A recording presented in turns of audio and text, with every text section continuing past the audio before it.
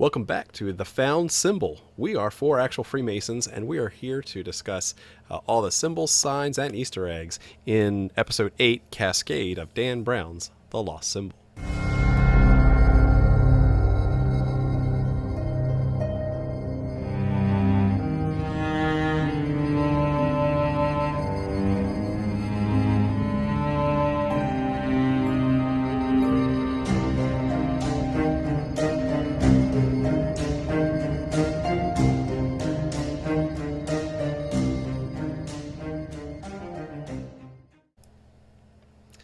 All right, I'm John, and I'm here with Jason, Joe, and RJ, and we are going to talk about all the fun stuff that happened this week on The Lost Symbol. And fair warning, there will be spoilers ahead, so if you have not seen today's episode of The Lost Symbol, go ahead and watch that. It's pretty cool. But what did you guys think of the episode this week? Woo! Some stuff happened. It's a fun ride. It was good. Yeah. I mean, at this point, right? We said this last week and the week before, like when we started to see these departures, it has really taken on a life of its own. It's bifurcated. It is bifurcated. It is trifurcated, quadricated. Yes. Like, yeah, like if you had the original Dan Brown book and he went back in and decided to make a choose your own adventure version, I mean, that's what this particular show has become. I'm complete with sex scene. You know, complete with sex scene, sure. And and I found no castrated balls. Well, that's true. That's I'm happy because in the about book, that one. in the book, Malak was a eunuch. Yet. Eunuch.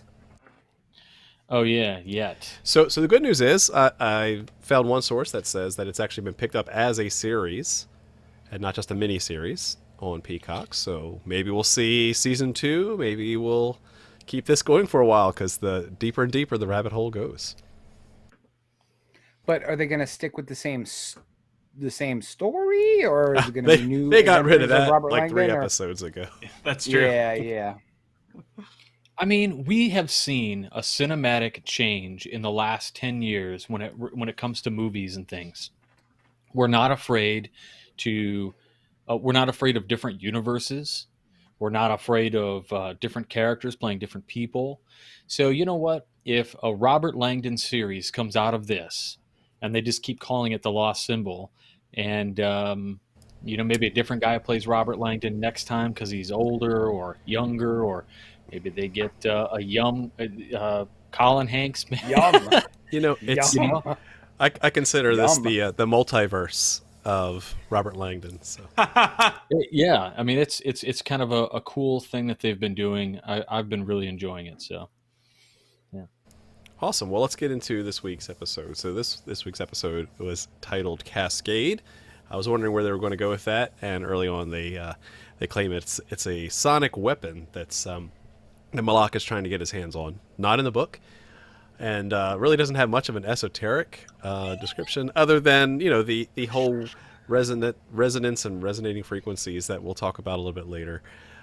But we do. I mean, they are a real thing. That's what's fascinating, because I've studied these sonic weapons for quite some time, about how you can direct sound waves and vibrations at people to make them ill, to make them sick, to make them be a non-lethal or sometimes lethal way of subduing someone. So this is no kidding a real thing, not made up for Hollywood.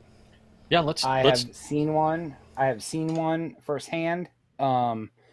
He's 8 years old. His name is Nate, and I'm not kidding.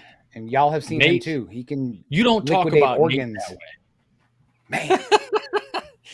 Man, So, what was funny about this whole thing, this sonic, it's not funny, but it echoes some real life sentiment that's actually happened, right? The possible sonic weapon that was used at the Cuban embassy. Correct. And now they're saying that the same thing Havana is syndrome. happening. Yeah, Havana syndrome is a yeah. thing. And it's actually now been categorized in another country over in Europe now. I can't remember. I don't I want to just say Russia, but I don't know if it was Russia or not. But Havana syndrome has now been um, found over there also. So who knows? I mean, it's a real deal thing, and you guys are Yeah, terrible. I and see of a course, note that somebody put in. well, the technology is still evolving too, right? It's getting better and it's getting more pinpoint accurate, right, rather than just broad thing. But it even exists in mythology. Like even South Park, like 20 years ago, was talking about something like the brown note, where if you play certain The sounds brown at note. a resonant frequency, that you can affect someone Bowels remotely. sputter. So Bowel you're sputter. welcome. John for that. didn't write the subtitles, and that was in Vienna, Austria, where that happened in Europe, as far as Okay, Havana yeah. syndrome like Not the brown note. manifestations were. Yes, not the Okay. brown note. Okay, gotcha. Although that may have happened as well. That was Taco at the Bell. worldwide That's recorder more concert. Switzerland. It's more like Switzerland. Yes. Or your local Taco Bell. Yes. Ricola. And then, so that's what the title is based on. But we'll talk more about frequencies and harmonics a little bit later. But let's talk a little bit now about Ramayana. How did that get brought up in this episode? Yeah, so they had we don't have a slide for it, right? But what happened was Catherine asks Robert Langdon how Dad is, right? So Solomon, he said he's reading, and he's reading the Ramayana in original Sanskrit. In the original So, right. Sanskrit. So now you're like, oh man, this guy can read Sanskrit. I'm pretty good with Sanskrit number system, but I can't read Sanskrit. So, 10,000-year-old dead language. So, really interesting. But for people out there who don't know what that book is about, it's an ancient Hindu text. It's about basically Rama, who has a different name that is also used in the text. He's a child. He's exiled. He spends 14 years roaming like the forests and in the wild. There's a bad character, right, named Ravana, and he is the antagonist. He abducts Rama's wife, Sita, and they go to war. Rama wins. He becomes king, and the entire thing is set in the third yuga, which is like the third age. So, in the Hindu culture, right, there's the not it's kind of similar to how the Mayan calendar have like the Baktuns, but these are called yugas, and they're a certain length in years long. So a pretty cool concept. But what was interesting about this particular story is the story of Ramayana is kind of similar to what's happening here, right? The king has exiled his son. He spends time in the wilderness. So there's a parallel that goes along with the movie or the show that we're watching, actually. So will that happen? Will that happen here, right? I don't know. Like, have they given us a clue to what the future of the show holds? Who knows? But it was cool. It was cool. Well, that's interesting. I didn't pick up on that, or at least go down that rabbit hole. So thank you for sharing that. Then we see early on that they start to not only acquire but hack Malak's phone. So we actually see them decrypting this hacked phone. And what's going on here, Joe? Ooh, so not a symbol, but we were just talking about this before in the green room. So this or technology like this, I love that it opens up a Windows command prompt there. That's so awful. On an iPhone. Yeah. But speaking of this, so there is, especially for the tinfoilers out there, there is technology. It used to be called Gray Key. I think it got bought by another company, and then it was available commercially for maybe a week, and then it came off market and started to get sold to law enforcement only. But it is basically a box the size of an Apple TV, and you would plug an iPhone into it, and it would brute force your passcode without initiating the auto lock on an iPhone or Android device. Nice. So again, they sold it for about a week out commercially, and now only law enforcement has it, probably with good reason. But yeah, this is super real, and you can brute force hack iPhones with passcodes. So Neat. Use your Face ID. Use your Face ID. Awesome. Very cool. Then we get into, well, they get hacked and they go through this hackers like cinematic. It seemed a little cheesy at first. Well, What do you think? I know we're gonna get into something here in a second, but the reason I put this in here was, for whatever reason, this seemed really similar to the room that you had to walk through in the book, where it was like this pitch black room Oh yeah. where you could only see the light at the end of the tunnel, right? And you had to follow like a light to get through this room, right? The Institute of Noetic Sciences. And for whatever reason, when I saw this scene, I was like, oh man, it's kind of like the book, even though it's just super bright. And in the book, it's like this, dark room, and you have to follow like a light trail Carpet. or whatever to get, the light carpet. I don't know. So for whatever reason, that's kind of hit me with that. And I had to throw it in there and mention it for the people who had read the book. Yum. Did you have that same thought? Yum? What do you keep saying yum for? I didn't Are you pick yum? Because you said yum. I didn't say You were yum. talking about you were talking about dudes that look like Robert Langdon, and all of a sudden you said yum. That was totally Freudian. Yes. I mean, Yes. he's handsome. Okay, I'll give All it right. that. We'll go with that. He's handsome. So then, moving on, we have an introduction to somatics, which is really part of the MacGuffin that carried this episode through, about why Malak was studying somatics, how it related to the Cascade sonic weapon, and the ultimate goal of this episode. So what is somatics, Jason?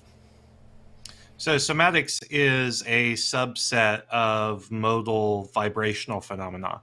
Essentially, big sciencey words, meaning that cymatics is the study of the visual patterns that sound waves make. So if you've ever seen the video where someone wraps a subwoofer in saran wrap and then pours like pancake batter into it, and they turn the subwoofer on, and the pancake batter goes from a liquid to like a semi-solid state with the vibrations. They do this with sand as well. That essentially is somatics,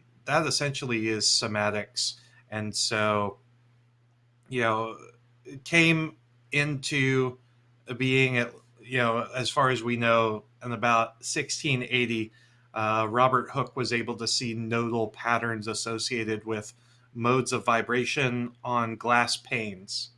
And Hooke ran a bow across an edge of a glass plate covered in flour, and saw the nodal patterns emerge. Yes, thank you, Robert. That's non-Newtonian fluid. Oh, there we go. Right. So you need a non-Newtonian fluid to capture this. Here they're using vodka, but you can use something. So it's like a 3-to-1 Right. water to cornstarch mix you can do. Mm-hmm. And that'll give you what they, like if you look up grade school, like grammar school type science experiments, look up something called Oobleck, just like the Dr. Seuss book. Mm-hmm. Right? And that's a non-Newtonian. It's your base non-Newtonian fluid. And just like Jason said, it looks just like pancake batter. Stiffens under pressure, but flows like a liquid. So the second you jab your finger into it, like it stops it. I actually ran some experiments with this in high school. If it could stop, if it had a use for projectile weapons. I didn't have any luck. So, but it's awesome stuff. Right. So why do we care? interestingly enough, well, there's been this emphasis on supernatural power and healing, right? Well, it has been speculated by some researchers that the application of sound and ultrasound in particular can cause wounds to heal more quickly than they would otherwise.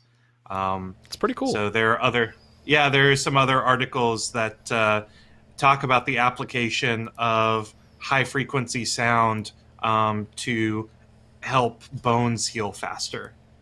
They're not scientifically proven or accepted, but they do exist. Mm-hmm. And it all kind of also relates to the whole sacred geometry aspect, right? Where We're now taking vibrations, turning them into visible shapes, and those shapes, surprisingly, come into Are Triskelions. You know what? Since you brought it up, why not? No. Let's talk about Triskelions, because They should have renamed this episode Triskelion. Because Fidget there were about spinner. 14,000 of them. Fidget They spinner. should have named the series Triskelion. yes, Oh The Lost my Triskelion. the lost. The Triskelion. Lost Triskelion. Yeah, it's If good. they don't like do something cool with this by the end, I don't know. You know, I'm just going to throw a book at the TV. I'm I think telling that's you, it. I every think this is the Leviathan Group logo or whatever, or his logo, and whoever's every logo tattoo, it is. every tattoo parlor from all over the United States, anybody who's watching this is going to be like the newest thing. That All the some, new Masons are going to get that. Yeah. some new hipster's Drybble gonna is get. so far out. I Triskelion know. is so Triskelions in. You're going to start seeing the Swirlies up. Triskelion like right here. Yeah. Swirlies So up or dope. swirlies down. Oh, Oh, the new swirlies debate. out. Swirlies out. Out. One thing I did want to mention too that I found was that the actual lab where they were decoding or decrypting the phone and got hacked into their network. Their network was set up in a table in the middle of a Masonic lodge. It was set up like, yeah, it's right next to the altar. I think it's not actually on the altar. As Or one is does. it? Or is it the altar? The altar of Triskelion. I mean, yeah, that it's- is where we usually set the projector up. So Yes. Yes, But it was just a very odd placement of, you know, in a Masonic lodge room, because you can see the I officers' didn't even catch chairs. that. Yeah, it was only for a short period of time. But yes, why not? Let's set up our decryption lab right in the middle of a lodge room. I don't know. Guess that's every room's a lodge room when you're part of the Leviathan group. the chair in the north is wigging me out. It's awkward. Yes, it shouldn't belong. it's there. OES. It's OES. It's fine. Oh, there we go. But we did see another handsome fellow. Jason had a good eye for this one. We have all the Leviathans meet up and start to plan what to do with this Cascade weapon. And Jason points out a neat little Easter egg. What's this? Yeah, so they're in the boardroom of Peter Solomon's mansion, all talking about whether or not to give over this sonic weapon to Malak, and who is in the portrait presiding over the entire meeting about using sound, but none other than the famous Freemason Wolfgang Amadeus Mozart. Huzzah. Leviathan Yep. Group. He was also a member of the Leviathan group, apparently. Of course Apparently he was. so. The OG. But he was a virtuoso composer. He was a Freemason. He's known for the magic flute, among all sorts of other things, but especially the magic flute in Masonic circles because of some Masonic ties that. That was the- my the first. piece may or That was my may first not have. ever Masonic presentation. Was on the magic Mine flute. was on Mozart's Flight of the Triskelions. Touche, sir. So touche. he was made a Mason in Vienna at the Lodge Beneficence in December of 1784, and then became a fellow and then Master Mason in 1785. Nice. So there is a Masonic connection there. Well, it's Peter Solomon's house. Of course, there's a Masonic connection in Yes. every dang room. And that was, that was a great It's a nice connection to house. make. I didn't see the portrait, and even if I had, I don't think I would have made the connection between famous composer and a sound weapon. I think that was really cool, clever, very good. Clever girl. I saw it and I'm like, wait a second, I've seen that painting before. Like, that's Mozart. Nice. Yeah. But Robert saw a connection later on in this scene.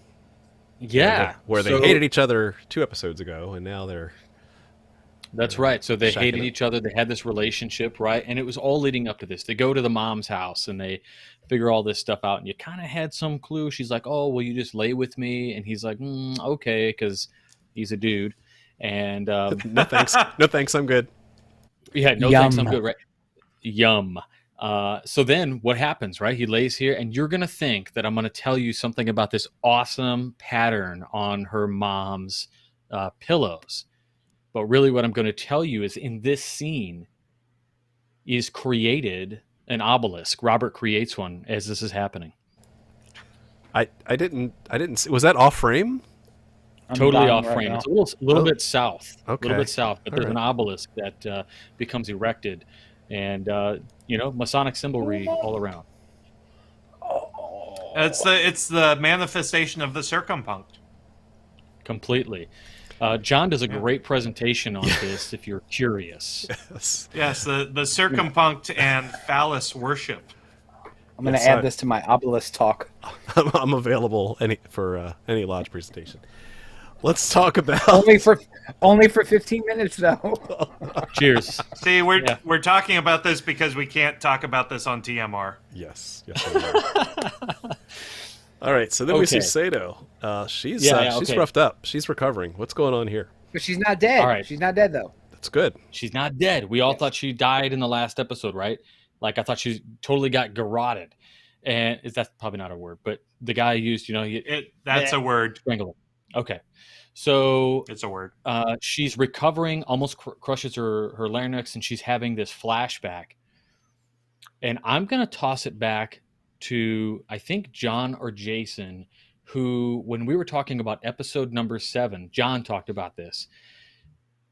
He, meaning Malak, Zachary, uses 3 words, and it means life, death, rebirth. And when she's having this flashback, it sounds to me as if he whispered that to her in her ear as I checked the subtitles. He absolutely said the same thing. It did. Mm-hmm. He did. Yes. So that tells me, now I'm super curious. Did he know that he was almost killing her? Was it part of the plan? And what's their connection from before that they kept secret? Because there's still something that's going to happen. And I thought for sure when her partner handed her the notepad that she was going to write something crazy down and we were going to get some wild revelation. But instead, it's just, did Nunez tell you to come? Yeah. So I'm really excited to see where this goes. And I don't know what it means yet, but I heard that whisper. I was like, oh no. So yeah, pretty wild. So in a way, like Malak was trying to force this new state of consciousness on his father in the chamber, this could have been Malak trying to force a heightened state of consciousness on his former mentor as well. Okay, so we were bashing this Triskelion for so long, and yet they were telling us in plain sight that not only is there the whole entire story arc, but I think within each episode there's a story arc of all 3: life, death, and rebirth. From when Peter Solomon was in the tank and then was reborn, from Malak's transformation in the Turkish camp with Prison Yoda, and now even with Sato being reborn, and being transformed, obviously being physically and mentally impacted by this event. I'm gonna say the writers are a little smart here. Is it Prison Yoda or heavily tatted Chuck Dunning? No, it's We've not seen them in the same place at the same time, so That's true. Could be Chuck. could be. He's very into contemplative practices. He's a master at those. So Yeah. Okay. we love you, Chuck. We so then we fast forward. They're hanging out at the mom's house, and we find out the mom's been wiring money over the years to Malak. Yeah, actually, if you go back to Sato real quick. All right. So something I think somebody was going to mention here was the way she was cut. So I mean, her throat was cut across. across, Which is Gotta hurt. almost from ear to ear. That's gotta Yeah, hurt. pretty wild. Anyway, Yeah. all right. That's So rough. this was interesting. So you guys know how I'm always trying to add up the numbers. I didn't find anything here. The trade ID adds up to 28.1. If the point is a minus, it's 27. But that's not the reason why I put this in here. It says Smithson. And so Smithson was kind of interesting because Smithson, if you guys don't know, Smithson, maybe this is a little homage. Smithson is based on James Smithson, who essentially is the founder of the Smithsonian Institute. And when he died, he did have a couple errors, but what his nephew basically said that his will stipulated that his estate, quote, would be used to found in Washington under the name of the Smithsonian Institution and Establishment for the Increase and Diffusion of Knowledge Among Men, and that this institution would always be free admission. So basically the Smithsonian Foundation, they make money through the sales of books and things, but the actual museum, the actual building to get in is by its will and establishment is free. And Smithson is a Freemason, of course, and he made his fortunes. He came over, I think if I'm not mistaken, he was an orphan, and that's why he has Smithson as his last name, and where you get Smithsonian from. So really interesting. He was an orphan, rather, I think. Anyway, illegitimate child. So I thought that was a cool homage. Whether or not they intended it, that's how I took it. And I'm sticking with it. Well, I would give you 2 points for that, because in the book, and with that we've totally departed from, the place where Catherine works is a Smithsonian building, and she's being funded by the Smithsonian. So, and I think Peter actually references that Smithson is a Mason in the book, but we didn't see the cool dark room that you were talking about, but all that stuff. And then like in the book, remember where the girl got killed in the weird alcohol pool? That all happened at this secret Smithsonian Institute, which is nowhere to be found. That is true. It's the Institute for the Noetic Sciences, right? Yes. Yes. Mm-hmm. Yeah. Well, then, something caught my eye is a Warrenton, Virginia address. I thought that was fascinating because, Jason, Joe, and we can throw a rock and hit Warrenton. So, obviously, Balak is doing some shady business out of Warrenton. What's going on now? Well, actually, no, it's Isabel Solomon. It's the mom. So this is where the mom's house, where they're supposed to be camping out. Jason, what's actually there at that address?